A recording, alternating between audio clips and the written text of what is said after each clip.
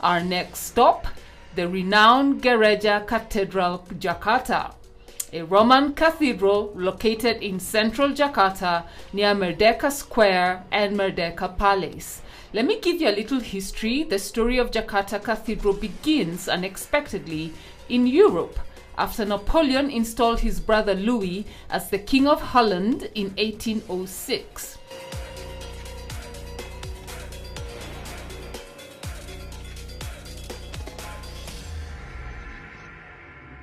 Holland, then a Protestant kingdom, suddenly found itself with a Roman Catholic ruler who convinced the Vatican to appoint an apostolic prefect for its Dutch East Indies colony, now Indonesia, in 1807.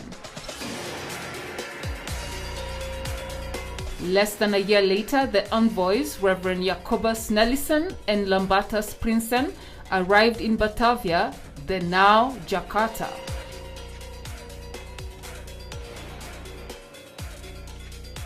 They held a mass at the home of a Dr. Asmus in Senen, as well as in a hut in a nearby military barrack before the colonial government gave them a chapel in Kuitang.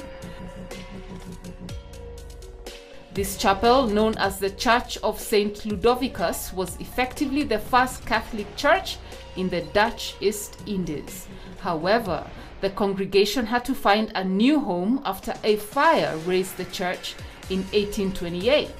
The second church after that featured the neoclassic architecture typical of other period buildings.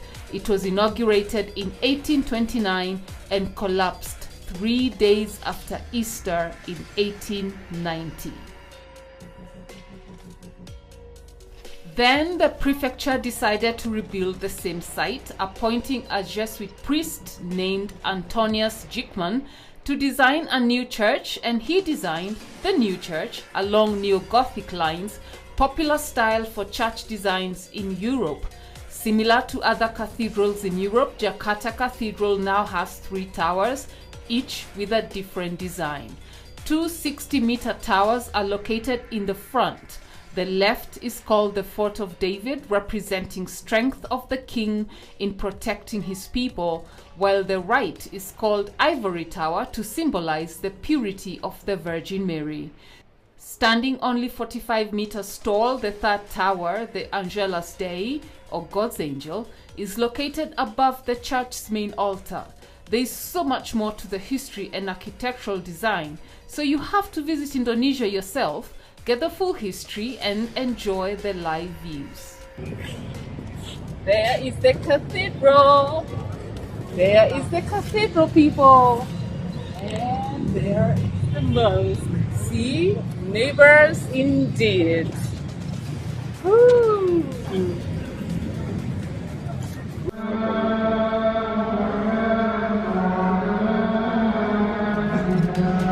Interestingly, the cathedral sits right next to the largest mosque in Southeast Asia and the 6th largest mosque in the world in terms of worshipper capacity, as it can accommodate congregations of up to 120,000 people.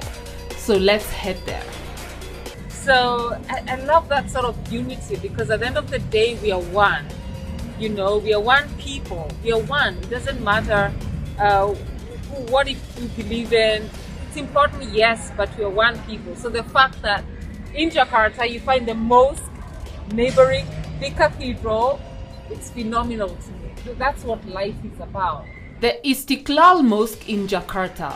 It was first opened to the public by Indonesia's first president Sukarno on 22nd February 1978 and was built to commemorate Indonesian independence. This national mosque of Indonesia was named Istiqlal, an Arabic word for independence. Most of the Islamic celebration in Indonesia, such as Led prayer, are also broadcast from this mosque. Frederick Silaban, a Christian architect from North Sumatra, designed the Istiqlal Mosque in 1954. It took 17 years to build the mosque. Built under Sukarno's administration, the construction was personally supervised by the president himself. How interesting is that? As one of the remarkable buildings that beautify central Jakarta's cityscape, the Istiqlal Mosque inspires with its enormity and contemporary design. The building of the mosque covers approximately 9 hectares, that's 22 acres, and has 5 levels in total. Much of the structure is clad in marble from East Java. The mosque's main prayer hall will also make you gaze in awe at just the whole beauty of it. Oh, by the way, put this in your next bucket list, monuments to visit during your vacation here, because it's super easy to get there since it's near the Gambir train station. To get here from Sukarno-Hatta International Airport, you can use public transportation or you can just walk to this mosque.